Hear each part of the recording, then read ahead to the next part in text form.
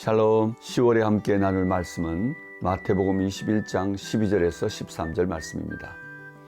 예수께서 성전에 들어가사 성전 안에서 매매하는 모든 사람들을 내쫓으시며 돈 바꾸는 사람들의 상과 비둘기 파는 사람들의 의자를 둘러엎으시고 그들에게 이르시되 기록된 바 내 집은 기도하는 집이라 일컬음을 받으리라 하였거늘 너희는 강도의 소굴을 만드는도다 하시니라. 아멘. 오늘 말씀은 예수님의 성전 청결 사건입니다. 유대인 성인들은 1년에 3차례 성전에 올라야 했습니다. 6월절, 77절, 그리고 초막절입니다. 이 세 절기에 유대인들은 제물을 가지고 성전을 향하여 올라갑니다.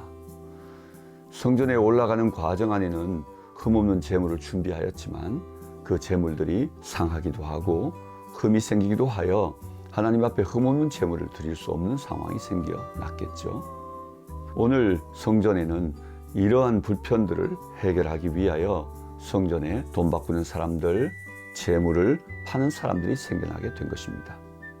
특별히 돈 바꾸는 사람들이 그곳에 있었던 일은 성전세를 내기 위하여 헬라의 화폐들을 두로의 화폐로 바꾸는 과정이 있었고 또 흠없는 재물을 구하기 위하여 재물을 사고 파는 일들이 일어났던 것입니다.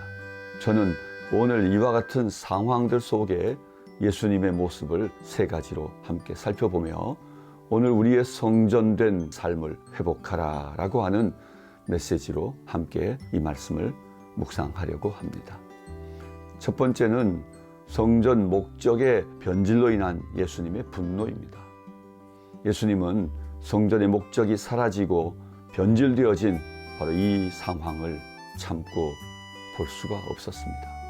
예수님의 극노의 모습을 보게 됩니다.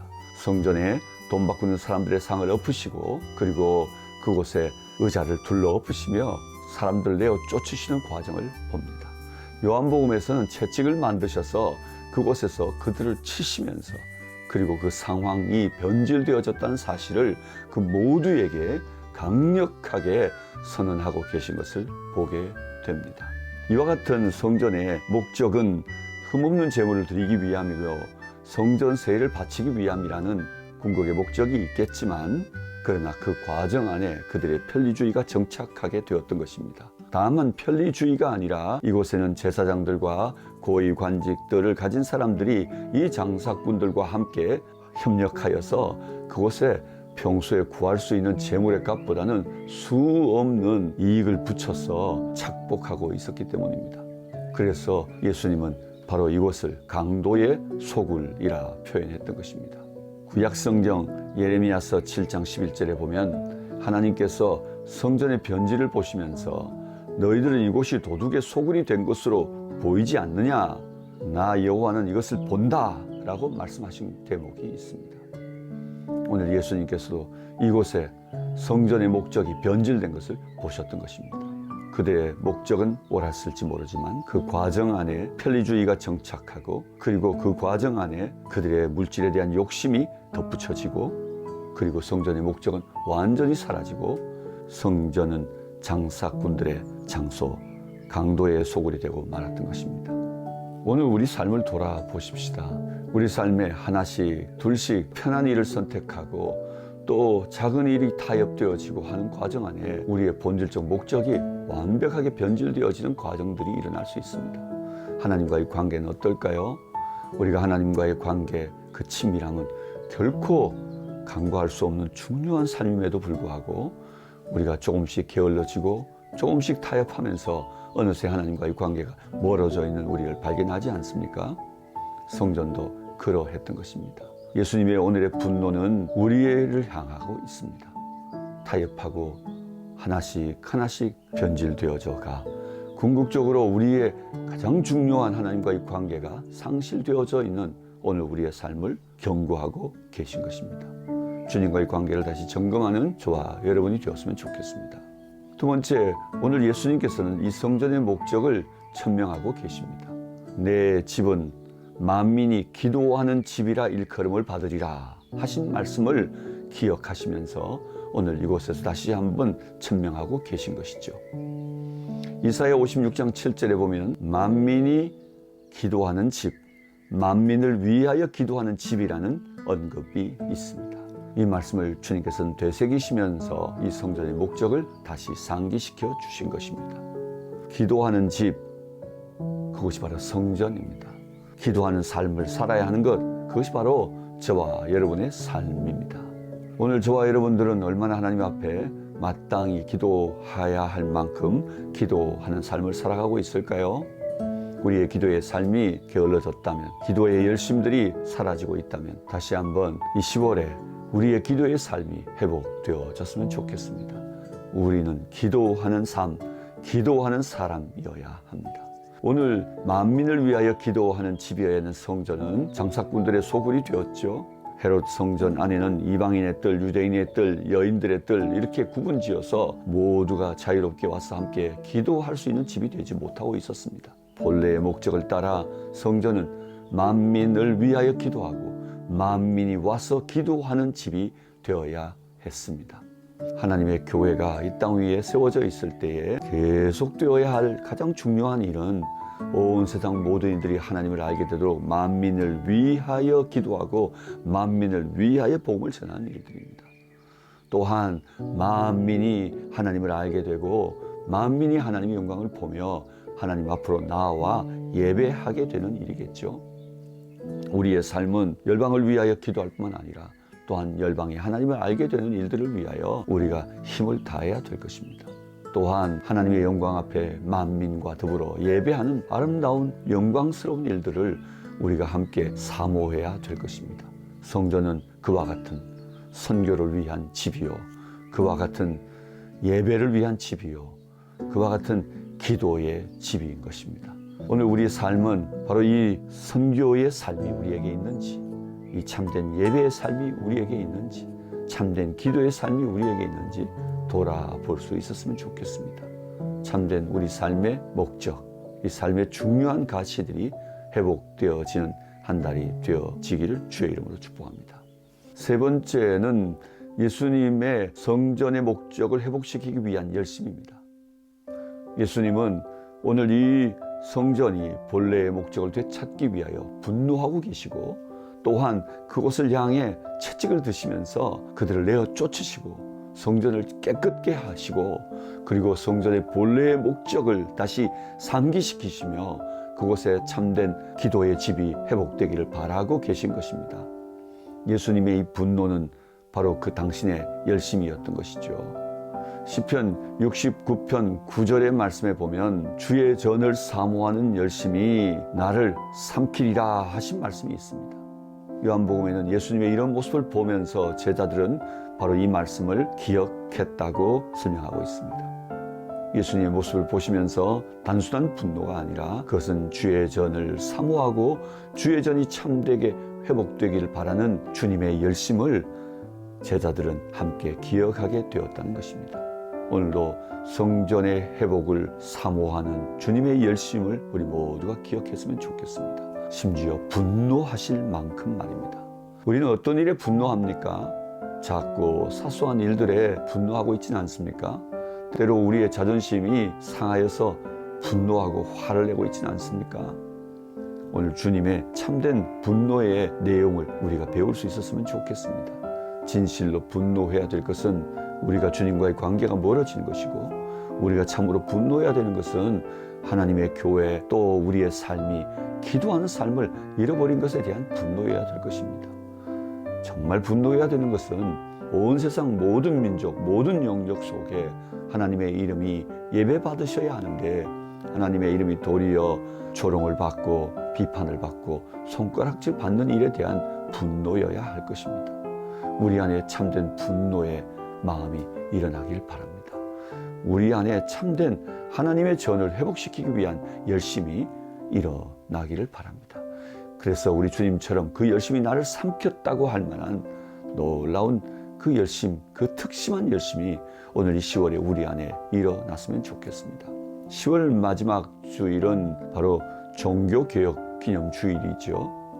마틴 루터는 95개조 반박문을 내걸면서 당시 시대에 하나님의 말씀대로 살지 않는 교회와 지도자들을 향하여 강력한 열심과 분노로 대적하며 맞섰던 때가 있었죠. 종교 개혁자 마틴 루터의 분노, 그의 열심처럼 오늘 우리 안에도 참된 교회 회복을 위한 열심이 일어났으면 좋겠습니다. 우리 안에 잃어버린 것, 상실한 것, 그리고 변질되어진 것들에 대하여 다시 한번 회복하기 위한 열심이 뜨겁게 일어났으면 좋겠습니다. 오늘 말씀을 되새겨 보십시다. 오늘 말씀 안에는 성전을 청결케 하시는 사건을 통하여 우리 안에 참된 것들이 회복되기를 바라시는 귀한 마음이 우리를 향하고 있다는 사실을 기억했으면 좋겠습니다. 그 일이 예수님의 사역의 초반에 그리고 그 사역의 마침에 이루어졌다는 사실을 기억하면서 오늘 이 땅 위에 하나님의 교회의 회복, 이 땅 위에 하나님을 사랑하는 자들의 삶의 회복을 원하시는 주님의 마음을 우리 모두 다시 되새기면서 참된 회복의 10월 될 수 있기를 주의 이름으로 축복합니다. 사랑하고 축복합니다. 안녕하세요. 추석 명절은 잘 보내셨나요? 이렇게 말씀드리려고 하니 해외에 계셔서 명절 기분을 느끼지 못하는 저희 필드 유닛들을 생각하니 마음이 좀 아픕니다. 하지만 분위기가 어떻든 그동안 건강하게 잘 지내셨으리라 생각하고 월간나우 10월호 본부 소식과 필드 유닛 소식 전하도록 하겠습니다. 먼저 본부 소식입니다. 이현한 간사님이 나우를 그만두었다는 소식 지난번에 전해드렸는데 새로운 스텝을 구하기 위해서 지난주에 면접을 보았습니다. 이틀 동안 면접 보느라고 우리 대표님 정신이 없으셨는데 대표님 마음에 드는 사람이 이미 결정된 것 같지만 저희와 오랫동안 함께 일할 좋은 스텝 결정해서 함께 일할 수 있게 되기를 기도합니다. 여러분들 기도해 주시고 새로운 스텝이 뽑히게 되면 다음 10월 본부 소식은 새로운 얼굴이 전해드리도록 하겠습니다. 현재 인천 송도에서 로잔대회가 열리고 있습니다. 저희 송도 목사님 로잔대회 참석하셔서 여러 소식들을 단톡방에 올려주고 계신데요. 로잔대회를 통해 세계 선교와 한국교회 커다란 전환점들이 마련될 수 있도록 기도하는 마음입니다. 여러분들 같이 기도해 주시고 또한 한 가지 에피소드는 로잔대회 안에 워크플레이스라는 세션이 있는데 처음엔 1000명 예상했다가 1500명 등록했다고 하고 워크플레이스 세션에 사용될 책자를 저희 나우 책장에서 인쇄를 했는데 처음엔 1500부 인쇄 부탁을 받았다가 나중엔 2000부까지 올라가게 돼서 어쩌면 로잔 참석 인원이 5000명인데 그 중에 40%가 워크플레이스 미니스트리 뱀에 이렇게 관심들을 갖고 있다는 사실이 저희 나우 미션이 지향하고 있는 방향성들이 세계 선교의 흐름에 딱 맞는 방향성을 확인시켜주는 기회가 되었습니다. 여러분들도 자신감을 갖고 우리 같이 이 나우의 일에 동참해 주시면 고맙겠습니다. 지난달에도 소식을 전했었는데 일삼선교학교 9월에 서만목자교회 은혜방성교회 청년부 수원에 있는 하늘꿈 연동교회에서 이미 일삼선교학교가 시작되었고 10월 12일에는 울산에 있는 태화교회에서 일삼선교학교가 시작되게 됩니다.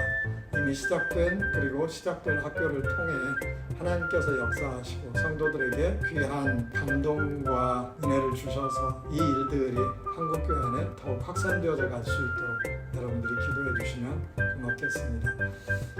일삼선교학교 강사과정이 10월 17일 날 7주간의 과정으로 개강이 되어집니다. 일삼선교학교를 통해 실제적으로 강의를 감당할 강사들을 양육하는데 우리 지난번 기수에 나우의 필드 유닛들 몇 분이 참가를 해주셨는데 아직 강의를 듣지 못한 우리 필드 유닛들 시간을 내서 같이 참여해 주시면 고맙겠고 또한 이 소식을 듣는 나우의 모든 가족들 중에서도 이 강사과정에 등록을 하고 훈련을 받으시면 참 좋을 것 같습니다. 두 번째로 필드 소식 전합니다. 추석이었던 지난 9월 17일 날 필드 유닛들이 함께 모이는 줌 모임이 있었습니다. 모두 7유닛의 동역자들이 모여서 소식도 나누고 기도 제목도 나누었는데, 모임 중에 우리가 자주 만났으면 좋겠다라고 해서 한 달에 한 번 필드 유닛 줌 모임을 하기로 했습니다. 매월 둘째 주일 후 화요일 저녁 8시 반, 이렇게 설명을 하려고 하니까 꼭 부활절 결정하는 그 기준 생각나는데요. 춘분 이후에 보름달을 본 후에 어쩌고 하는 기준처럼 잘 기억해 주세요. 매월 둘째 주일이 지난 화요일 저녁 8시 반 줌으로 모이는데, 필드 유닛들 다 같이 참여하시면 좋을 것 같고, 이 모임을 생각하면서 저희 나우 가족들도 한 달에 한 번은 너무 바쁘다면 2달에 한 번이라도 전문위원님들, 이사님들 이렇게 함께 모이는 모임들을 만들면 어떨까라는 생각도 들고 있습니다. 캐나다 긱섬에서 일하는 우리 서진수 쌤 소식입니다. 작년에 캐나다에 가뭄이 들어서 고사리도 송이도 모두 생산이 잘 안 돼서 크게 손실을 보았다고 합니다. 올해는 지난번 소식 전해드렸던 것처럼 고사리 채취는 잘 되었는데 가뭄 증상이 좀 있어서 송이 수확에 대한 근심이 있는 것 같습니다. 송이 수확이 잘 안 되면 빅섬의 비즈니스도 어렵지만 이걸 채취해서 파는 현지 인디언들의 삶도 경제적으로 많이 어렵게 됩니다. 올해는 송이 채취가 많이 일어나서 현지 인디언들도 그리고 긱섬의 비즈니스도 잘 이루어질 수 있도록 여러분들이 기도해 주시면 좋을 것 같습니다. 우리 야곱쌤 운영하는 영광인쇄소 지난 필드닛 줌 모임에서 베트남의 산업 구조들이 계속 바뀌어 가면서 인쇄에 대한 품질, 높은 품질을 요구하는 경우들로 점점 바뀌고 있는데, 공장의 인쇄기계가 낡아서 어떻게 해야 될지 고민이 많다라는 고백을 하셨습니다. 그런데 그 낡은 인쇄기계가 그나마 고장이 나서 수리 중에 있는데, 수리가 빨리 잘 되고 다시 고장나지 않고 좋은 품질 인쇄를 해나갈 수 있도록, 그리고 인쇄를 담당하는 인쇄반장 오랫동안 함께 일할 수 있는 좋은 사람을 구할 수 있도록 기도해 주시면 고맙겠습니다. 캄보디아에 들어가서 헤세드 공동체에 합류하게 된 우리 김학성 선생님 가정, 김학성 선생님 이제 영업이사로 유럽 지역에 헤세드의 물품들을 진출하기 위해서 노력하고 있는데, 이 노력들을 통해 헤세드 공동체에 좋은 도움이 되어질 수 있도록 여러분들이 기도해 주시고, 특별히 이러한 그 노력들로 인해서 캄보디아 교민신문에 김학성 선생님 스토리가 실렸다고 합니다. 김서희 선생님 가문의 영광이라고 소식을 전해주셨는데, 캄보디아 사회 안에서 선한 영향력을 미치는 헤세드 공동체, 그리고 그 안에서 핵심적인 역할을 잘 감당하는 우리 김학성 선생님 가정 될 수 있도록 기도해 주시면 고맙겠습니다. 올해 우리 프랭크 가정은 그동안 진행해왔던 프로젝트의 쌀농사는 더 이상 진행하지 않도록 결정이 되었고요. 이제 새롭게 시작하는 양계 그리고 양돈 사업들이 잘 이루어져서 보홀에 있는 농민들을 경제적으로 잘 도울 수 있는 선한 사업이 되어질 수 있도록 여러분들이 기도해 주시면 좋을 것 같습니다. 이사님들 소식입니다. 이광명 이사장님 캄보디아에서 사역들 잘 감당하시고 비즈니스도 잘 이루어져 가지만 건강에 어려움을 겪고 있습니다. 특별히 부정맥 증상 때문에 힘들어하고 계신데, 한국에 들어와서 제주도에서 석 달 살이를 해볼까 라는 말씀도 하셨는데, 한국에 잘 들어오시고 한국에서 쉬시는 동안 건강이 잘 회복되어지고 치료도 될 수 있도록 기도해 주시고, 우리 이사님 부부가 없는 동안 캄보디아에서의 사역과 비즈니스 잘 이루어질 수 있도록 여러분들이 기도해 주시면 좋을 것 같습니다. 번화공의 우리 강동진 이사님 의성의 다문화 MK들을 위한 대안학교 설립을 계속 진행하고 있는데, 모금이 잘 되지 않아서 학교 건축에 어려움을 겪고 있습니다. 건강도 많이 좋지 않아 보이기도 하는데, 우리 강동진 이사님 건강 잘 회복되어지고, 그리고 대안학교를 위한 모금도 잘 이루어져서 정말 선한 사업을 위한 이 사업들이 잘 진행될 수 있도록 여러분들이 기도해 주시면 좋을 것 같습니다. 우리 핸즈커피의 진경도 이사님께서 그동안 진출을 하지 않았던 중저가 브랜드로 새로운 커피 매장을 세웠습니다. 이름은 프롬프트라는 이름으로 현재 1호, 2호 직영 매장을 세웠는데 이 직영 매장들이 잘 진행이 되면 중저가 브랜드의 새로운 프랜차이즈를 세울 계획을 가지고 계십니다. 이번 기회를 통해 핸즈커피라는 고급 브랜드와 프롬프트라는 중저가 브랜드가 모두 다 사람들에게 잘 알려지고 그래서 좋은 성과들을 낼 수 있도록 여러분들이 기도해 주시면 좋을 것 같습니다. 이상으로 월간나우 시어로 본부 소식과 필드 그리고 이사님들 소식 전해드렸습니다. 모두 건강하시고 저는 다음 달에 또 뵙도록 하겠습니다. 감사합니다.